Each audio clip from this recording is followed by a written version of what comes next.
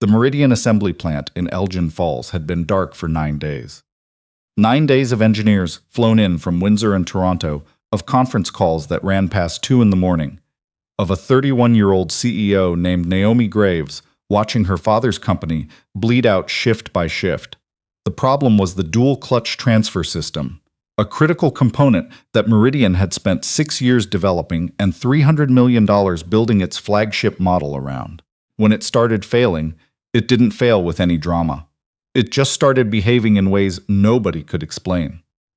Torque distribution errors that the diagnostics couldn't replicate, thermal readings that contradicted themselves, output variants that appeared in road testing and disappeared the moment an engineer touched the car. 412 workers on indefinite layoff, a flagship model delayed, investors asking questions nobody had answers to. Then, on the 9th night, someone fixed it. The maintenance log showed a side entrance accessed at 11:47 p.m. by a keycard registered to Brody Callahan, listed in the system as contract cleaning staff, assigned to the engineering wing on Tuesdays and Fridays. By 6:15 the following morning, the production supervisor came in to find every test unit running clean. All the variance was gone. The diagnostics showed readings so precise they seemed almost written in advance, like someone had known where the answer was all along and simply gone to find it. By noon, Brody Callahan was handed a termination notice. He read it standing at the service entrance, in the same gray coveralls he'd worn every shift for 16 months. The letter cited unauthorized access to restricted manufacturing zones, use of proprietary equipment without clearance, and a violation of contractor protocols. It was signed by Derek Falk, Senior Vice President of Operation, in handwriting that had never once appeared uncertain about anything. Brody folded the letter, put it in his back pocket, and walked to his truck. The truck was a 2009 F-150 with a cracked passenger mirror and a check engine light that had been on so long he'd stopped registering it. He sat in the cab for a moment, looking at the plant through the windshield. The long concrete building, the Meridian logo above the main entrance, the loading bays where vehicles he had once designed were staged for transport. Then he pulled out of the lot and drove the 20 minutes back to Elgin Falls, to the garage on Lakeshore Road, with his name stenciled on the window in flaking yellow paint, to the town that had no idea who he used to be. His daughter Isla was at school. She was 8 years old and currently running a focus campaign to own a rabbit, the kind of negotiation that had the structure and stamina of a labor dispute. He'd promised her they'd discuss it this weekend. He was thinking about that, about hutch dimensions, and whether the backyard got enough shelter, when his phone rang. Unknown number. He almost didn't answer. "Is this Brody Callahan?" The voice was young and direct, not unfriendly, but not interested in preamble. "Depends who's asking." "Naomi Graves, I'm the CEO of Meridian." Brody set the phone on his knee and looked at the road. "I know who you are," he said. He'd followed the news when her father passed, watched at a distance when she stepped into a role the board had publicly doubted her for. He'd seen the press photos, this woman at a podium in front of the Meridian logo, holding something very heavy and refusing to let it show on her face. "My head of operations terminated your contract this morning," she said. "Got the letter. I'd like you to come in. Tomorrow 9 a.m. I've got a garage to open." Then 9:30. She hung up before he could find a reason to refuse. Brody spent that evening at the kitchen table. After Isla was asleep, the termination letter unfolded in front of him and a cup of tea going cold beside it. He was 39 years old. He had a grade school daughter, a mortgage he managed by the edge of his fingernails, and a truck that needed brake pads. He had a garage that turned just enough profit to cover the basics if nothing went wrong. He had a photograph of his wife Marguerite on the bookshelf. Not the wedding photo, which made grief spike too fast, but the one from a camping trip in Algonquin 3 years before she got sick. She was laughing at something outside the frame, hair in a braid, completely unaware anyone was taking her picture. He had not intended to go back to Meridian, not even as contract cleaning staff. That had been an accident, a second income he'd needed when the garage furnace failed in November and left him looking at a $5,000 repair bill. He'd taken the contract and told himself it was temporary. He hadn't counted on walking past the engineering wing twice a week. He hadn't counted on seeing what they were doing to the transfer system he'd spent 4 years of his life building from concept drawings. He hadn't counted on not being able to walk away from a problem he understood completely. At 11:30, he wrote a note for Mrs. Bouchard next door, asking her to have Isla come there after school tomorrow.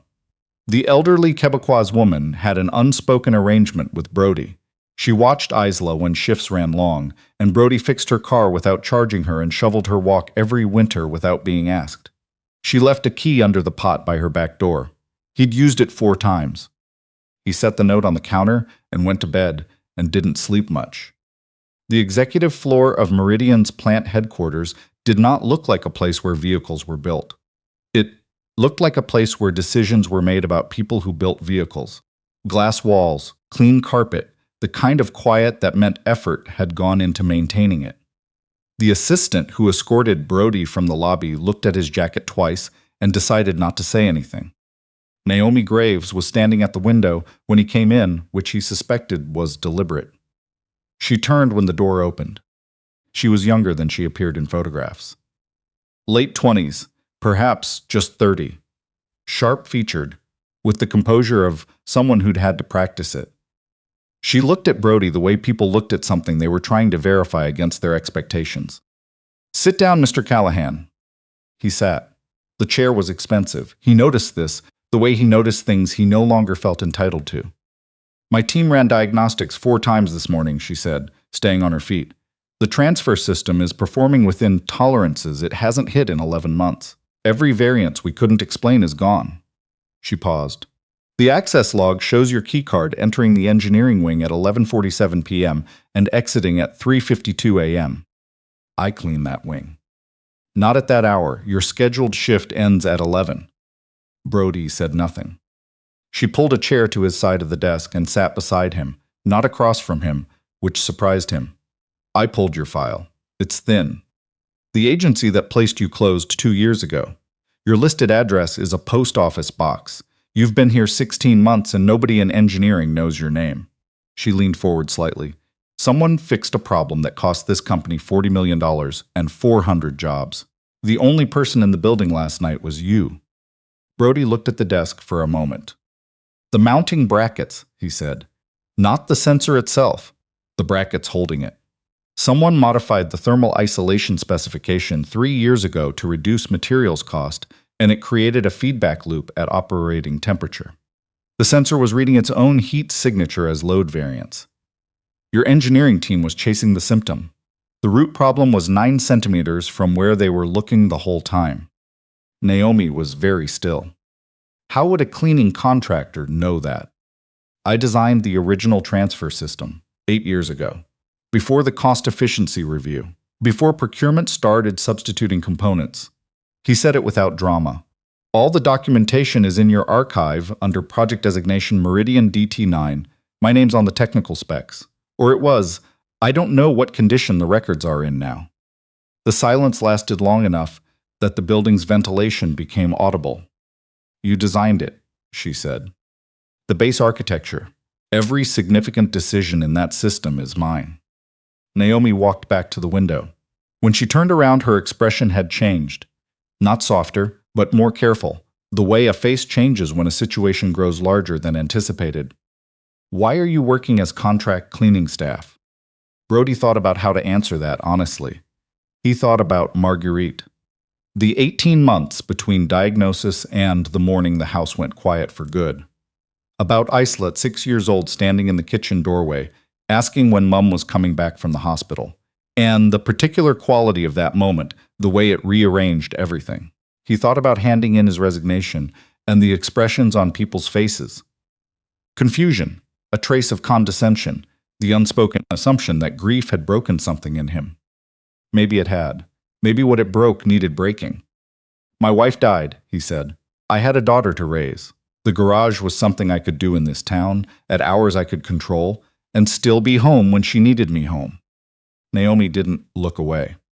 "You left a senior engineering role at one of the largest automotive manufacturers in the country. To be her father." He said it without apology.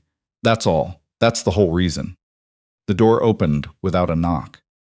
Derek Falk walked in the way. Derek Falk moved everywhere, like the room had been expecting him. He was 54, silver-haired, dressed like his time was billed by the hour. He glanced at Brody with the particular dismissal reserved for people who'd already been dealt with. Naomi, I didn't realize the Callahan matter was still. I'm handling it, Derek. The contract's been terminated. If there's a liability concern from the access violation, legal believes we should. I said I'm handling it. Her voice didn't rise. It just landed differently. Close the door on your way out.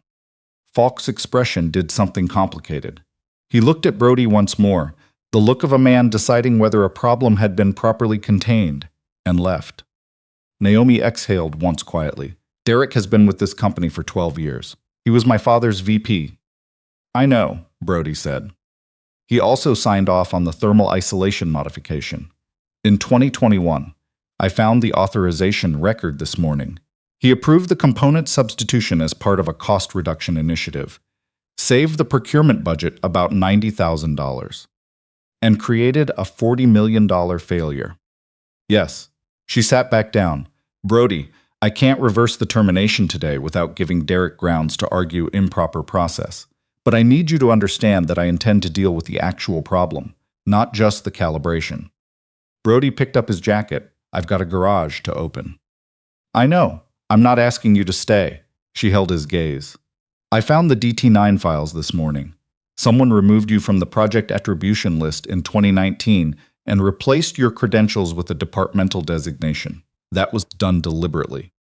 He stood at the door with his hand on the frame. He'd suspected it for years and chosen not to fight it because fighting required visibility, and visibility meant being the kind of person who had a career instead of a daughter. He'd made that trade and didn't regret it. But hearing it confirmed, plainly by someone who'd found the evidence, that landed somewhere old and unguarded. The system has another problem, he said. Not the calibration. Different. The secondary coupling thermal tolerance. At sustained highway operation above 35 degrees Celsius, the modified bracket spec creates a progressive failure condition.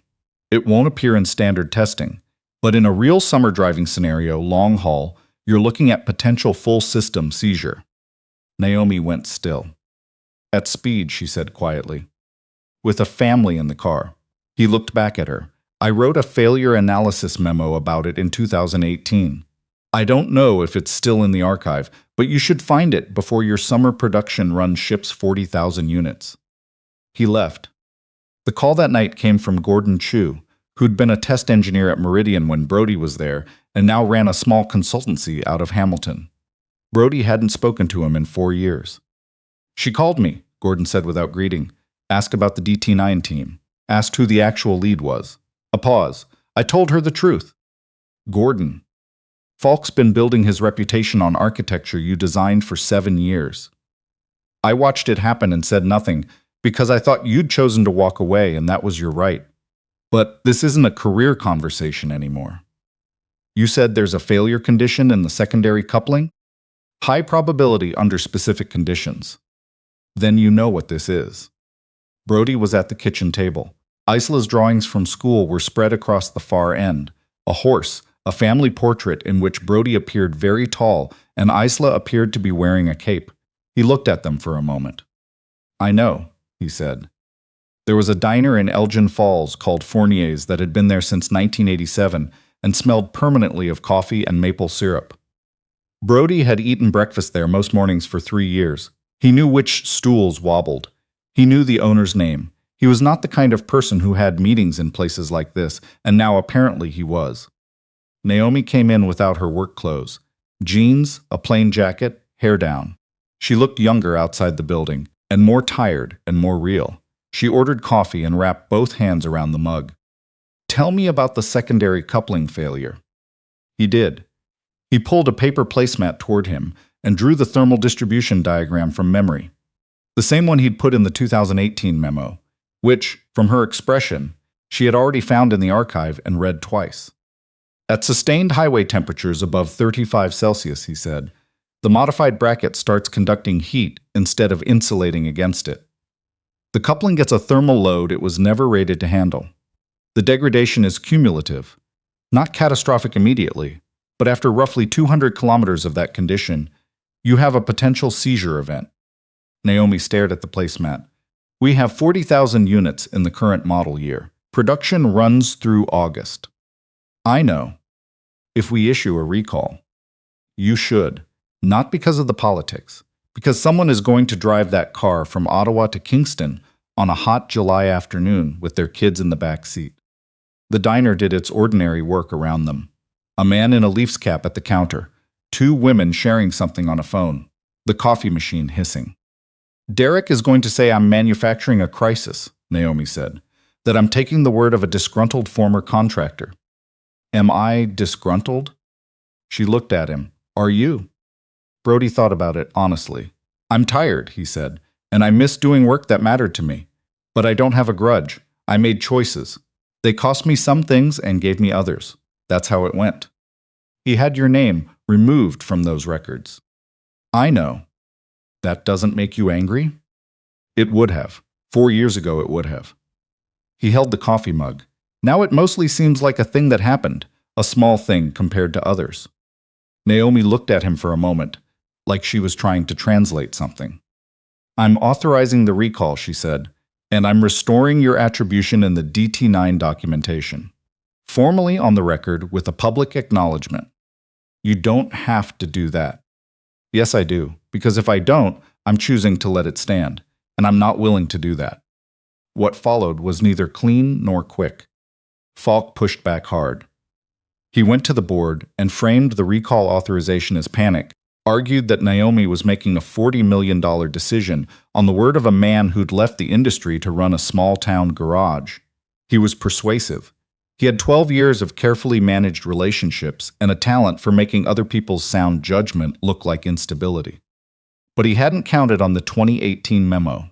Naomi presented it at the board meeting herself, along with the authorization records showing Falk's sign-off on the modified spec, and Gordon Chu's written account of the DT9 project authorship.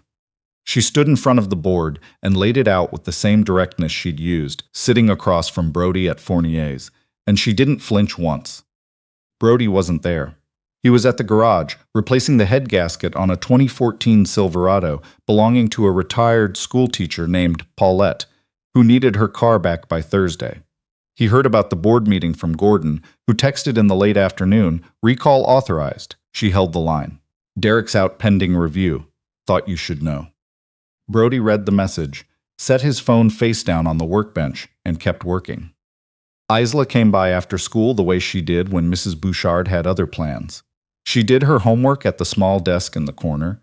Brody had set up for exactly this purpose: a proper lamp, a second-hand chair with a cushion, a little shelf for her books. She was working through a subtraction worksheet with the focused displeasure of someone who found subtraction personally offensive. Dad. Yeah. If a rabbit lived in the backyard, would it get cold in winter? We'd need to build a proper hutch, insulated. Could you build that? Probably. She returned to her worksheet. He returned to the head gasket. The radio played something old and French-Canadian that he'd had on the station for 3 weeks and kept forgetting to change. This, he thought, this was what he'd chosen. A garage that smelled like oil and cold air and his daughter's pencil shavings. A town where people knew him as the quiet mechanic on Lakeshore Road and didn't need him to be anything else. He wondered for the first time in a long while if that was still entirely true.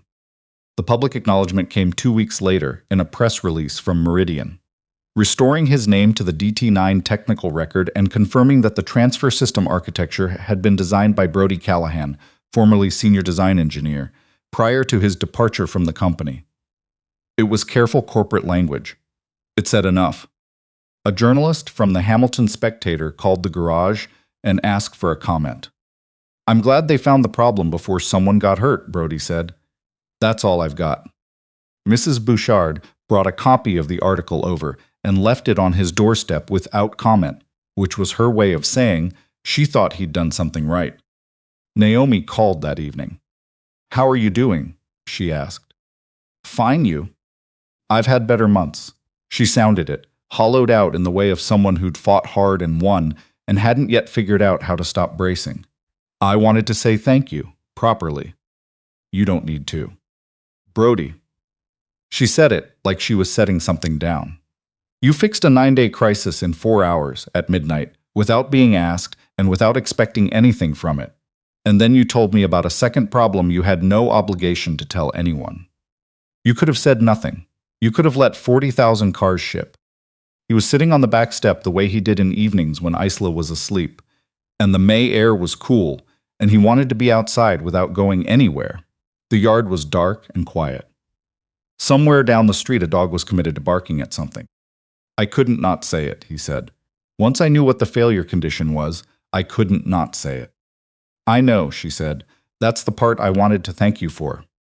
A pause, not uncomfortable, just the space between people who don't perform their silences. I'm going to ask you something, Naomi said, and I want the actual answer. All right. We're restructuring the engineering division. Part of that means building a technical advisory functions outside the org chart, people who care about the work more than the advancement, who aren't beholden to departmental politics. She let that sit a moment. I'd like you to consider being part of it. Consultancy basis. Part-time on your terms. You keep the garage. You keep whatever schedule you need for Isla.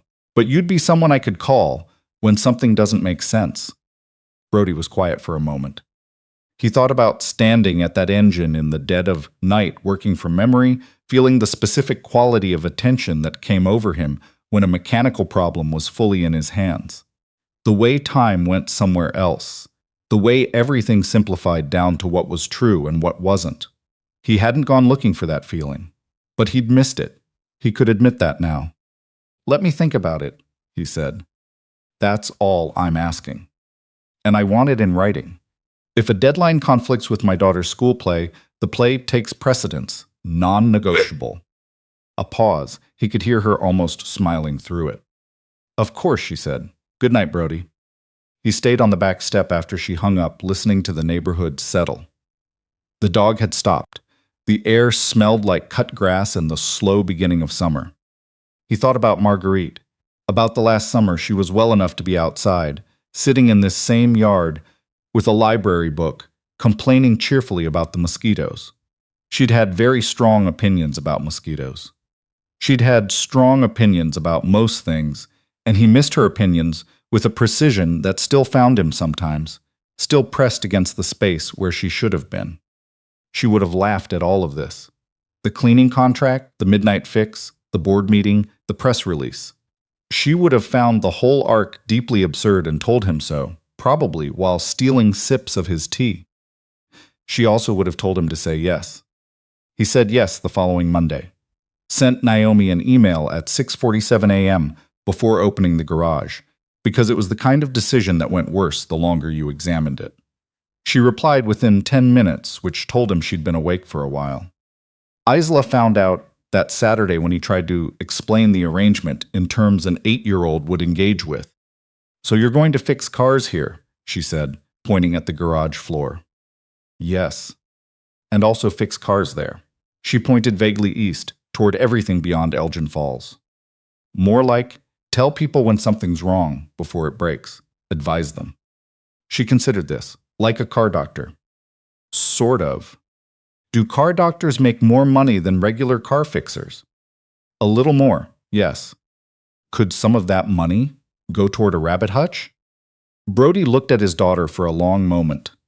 8 years old. Her mother's directness, her mother's complete indifference to cushioning a point.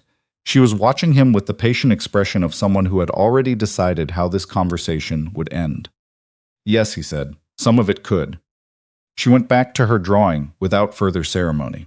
Brody turned back to the work order on his desk, a 2018 Subaru with a slipping clutch, belonging to a young man named Hugo who drove 40 minutes each way to work and couldn't afford for it to get worse. Outside, the morning was doing what May mornings do in Ontario, cool and tentative, feeling its careful way toward something warmer. The garage was quiet. The radio played. Brody picked up his wrench and got to work.